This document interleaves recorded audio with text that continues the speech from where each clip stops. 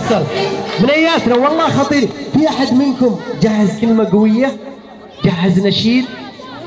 لا يا حبيبنا، هذا لما نختار اللي لابسين عن زي الوطن معليش، لا حد يزعل علينا. عبد الرحمن جاهز؟ ارجع ارجع ثامر ارجع. يلا عبد الرحمن، اذا كانت قويه كلمتك او نشيدك او شعر او اي مشاركه. يلا عبد الرحمن. اسوي ما اشوفك تسوي وافعل افعالك، عشان تعرف من بين الزعول ومن وسيع البال.